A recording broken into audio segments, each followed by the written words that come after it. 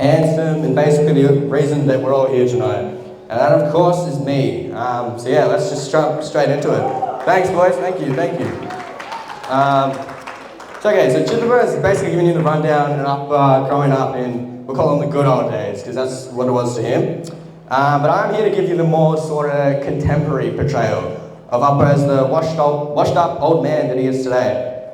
So I've been around for 19 years now, actually, with Upper, so I've obviously got a pretty good idea of him as a character.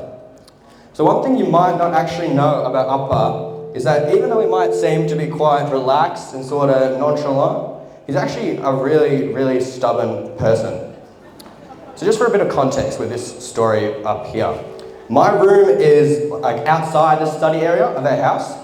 So normally I'll just chuck my AirPods in because if Upper and I'm working, I don't want to hear them blabbering away, you know. So anyways, maybe a couple of weeks ago now, Upper and Amma were in the study area trying to sort some stuff out for the party tonight. And I believe the topic of conversation was the cake. Which, you know, typical, at a birthday party, you have the cake and you cut it. Pretty sort of stock standard stuff, you know what I mean? So I've got my AirPods in, max volume, doing some uni work, something like, and I hear Upper yelling out at the top of his lungs, "Chumma Vernum Verna." At the time I was kind of like, okay, what are these on about?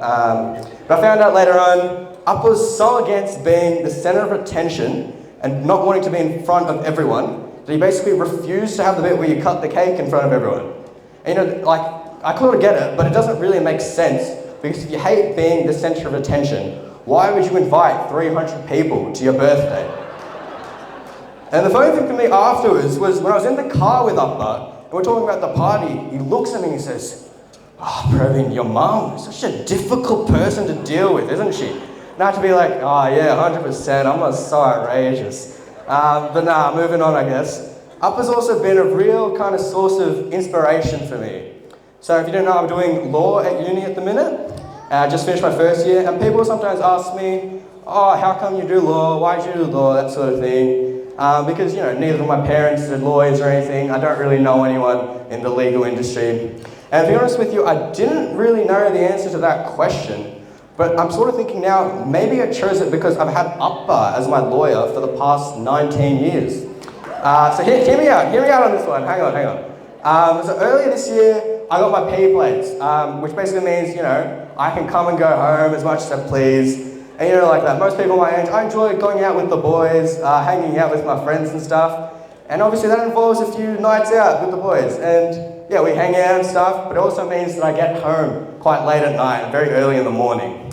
And I hate our doorbell because when you open the front door, our doorbell has like an AI voice attached to it that goes like, "Motion detected at the front door." So most of the time I come home at 5, 6, 7 a.m. in the morning and I'm waking everybody up.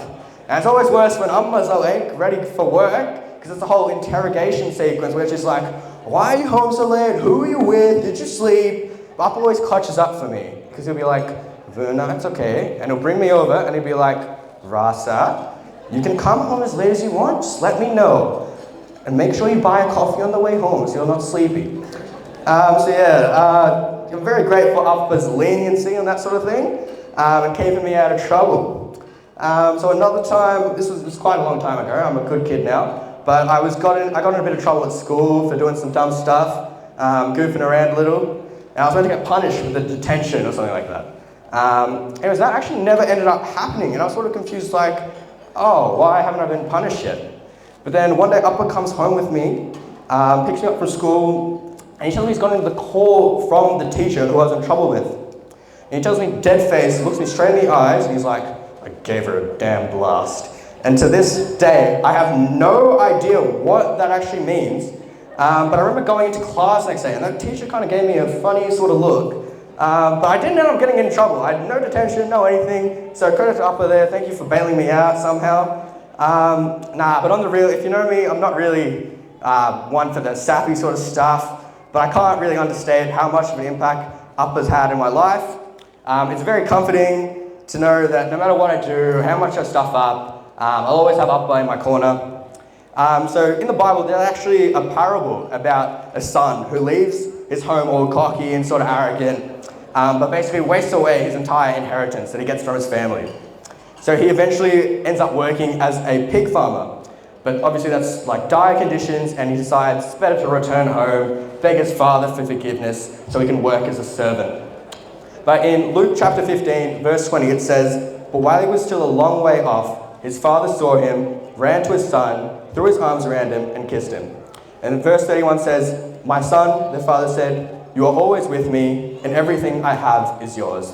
So that pretty eloquently sums up how it is with Appa. No matter what I do or whatever happens, he's always ready to welcome me home with open arms. But now you only get one dad in your life, and I think I pretty much lucked out with mine. People say we sort of look alike too. To that I say maybe if it was 20 kilos lighter.